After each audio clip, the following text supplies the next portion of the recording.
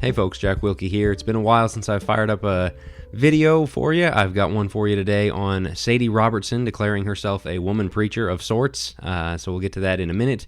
It has been a while because I've been pretty busy. I announced a new book project.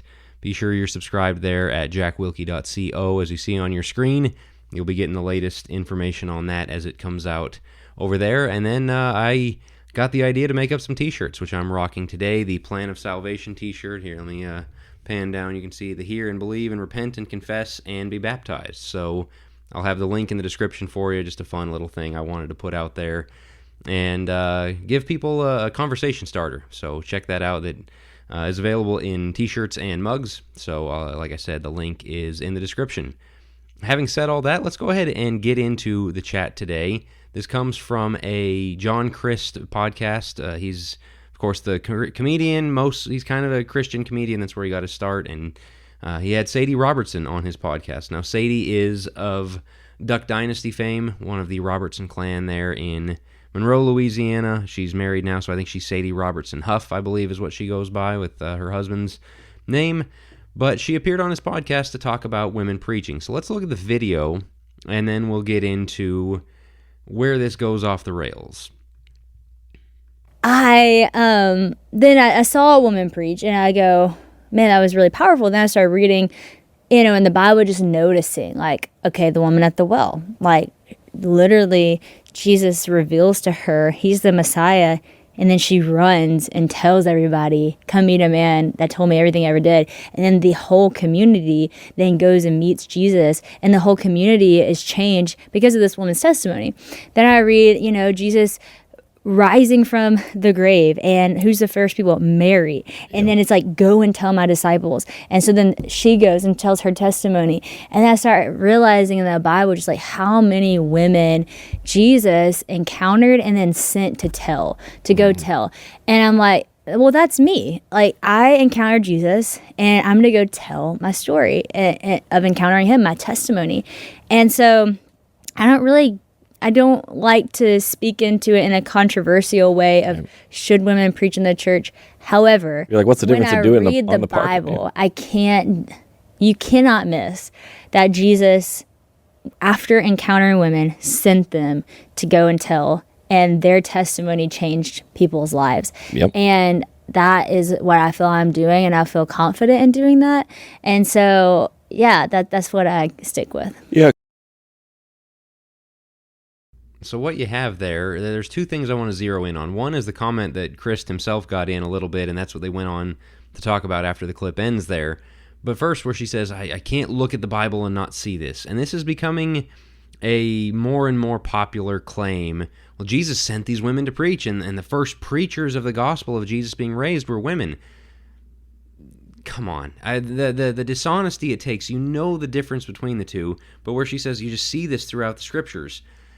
What else do you see in the scriptures that she didn't talk about, that she doesn't address there? And I know these verses get addressed in this whole conversation a lot of times, and they get dismissed, but 1 Corinthians 14, 34 and 35, Paul's saying women are to keep silent in the churches, and they can ask their husbands at home.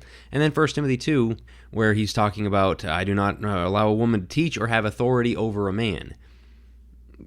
If you're going to say, well, if I look in scriptures, I can see this. Well, you look in scriptures, you see that. And the other thing about it is, the hermeneutical principle is you interpret the obvious, the less obvious or the unclear through the obvious.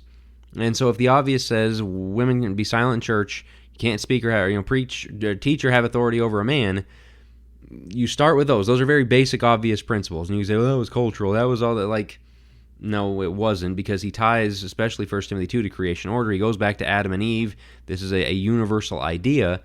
And so you have that there.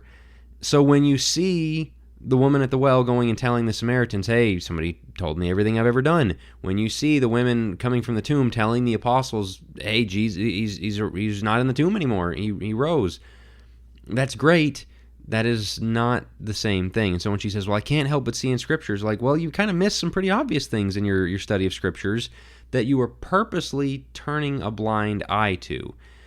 Every time you have the discussion about women preachers, they have to do this. They have to play these games. Well, she was just giving her testimony, and that's what I'm doing. No, it's not, actually. To go and have a conversation, go into town and say, man, I just met a guy up there. This is crazy. And then, she doesn't get into, she kind of avoids the conversation, the terminology of preaching or whatever, but, well, she gave her testimony, and that's what I'm doing when I get up on stage and preach to 1,000 people or whatever. That gets to the comment Crist made in there that he kind of inserted, and then, as I said, they come back to it after the clip that I just rolled, where he said, well, yeah, what's the difference between you doing that in the parking lot versus going in and doing it on stage? There's a huge difference. There's an enormous difference of a conversation in the parking lot with somebody versus a sanctioned with the authority of standing before the church kind of thing, in the same sense of, man, the president, when he gets behind that podium with the seal on it, whatever he says is a really big deal. When he's out on the golf course, when he's having dinner with somebody, those conversations don't carry the same weight. We all know this. These are things, it's very frustrating having these conversations because they have to play dumb. They intentionally play dumb with the word preaching. And, well, the women at the tomb, they were preaching. No, they weren't. They were telling, but telling isn't preaching. And they know that there's a difference, and yet they pretend there's not a difference because if they acknowledge the difference, then their argument falls apart. Don't fall for this kind of thing. The semantics, the word games that they're playing, it's very obvious, and it's very frustrating that they do this, and, well, that's just what I'm doing. I'm doing no different than the woman at the well. You're doing something incredibly different than the woman at the well. You're trying to have a public ministry. This is a woman going, man, I just talked to a guy, and this is crazy. Guess what, everybody?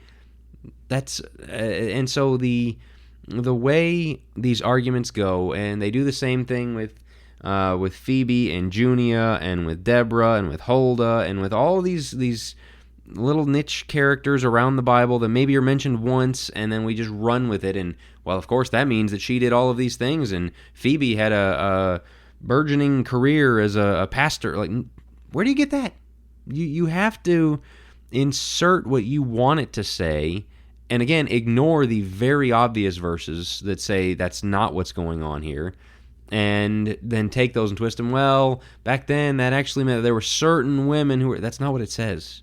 It says, let them ask their husbands at home. It says, can't have a teacher have authority over a man. They really don't like where it goes on to say women are saved through childbirth. Like, that's the role that they have, is being the wife and the mom, as he goes on to confirm in 1 Timothy 5, as he confirms in Titus chapter 2. Like, this is your part in this project, not going out and having the Beth Moore and Joyce Meyer ministry or those kinds of things. The Sadie Robertson Huff ministry. Like, these are not what they are called to. And if this were the case, again, the things you have to ignore, why didn't Jesus make one of them an apostle? The opportunity was there for Jesus to name right along Peter. He could have picked a Mary, and he could have picked a Martha, and he could have picked a Joanna. Although the women that are mentioned briefly in the New Testament, in the Gospels, why weren't they apostles? Why were they not sent on the mission? Why did these things not happen? Well, and then people will say, well, culturally, they weren't ready for that. I'm sorry, you can't have your cake and eat it too of saying Jesus was lifting women up and breaking cultural norms, but not that one. They just have to be dishonest. They have to play sleight of hand and do these things and go, well, I'm not doing anything different than the woman at the well was. You were, you are. Don't act like we're dumb. It's very insulting. And so when you see things like this, just see right through it. Again, the hermeneutical principle of stick with the basic and the obvious, and it's pretty hard to get around when you do that. And then you factor in church history. You factor in the Old Testament, the priesthood. You factor in the apostles. You factor in the elders in 1 Timothy 3. You factor in Titus chapter 1. You factor in Paul. And I mean, like, there was all the opportunity in the world, and that just didn't happen. So take the history for what it is. There is no case to be made unless you really, really, really want to make one to support what you're doing. And then you have to start twisting terms and playing word games like this. So that's all I got for this one. If you have thoughts, comments on that word game there, on relevant verses, anything like that, be sure to drop it in the comments, whether you're watching on YouTube or if you're catching this on my site, jackwilkie.co. Got a lot more coming. As I said, another book project is in the works, so be sure you are subscribed to the free email list there. Or if you want to support the work, you can become a monthly supporter on the website, or pick up one of these shirts or one of the books, anything that I'm doing. Once again, You Are Saved is also free on my site. My new book, go get the download. Handing those out, trying to get them to as many people as possible. And so grab one of those, tell your friends. But that's all I got for this one, and I'll talk to you guys on the next one.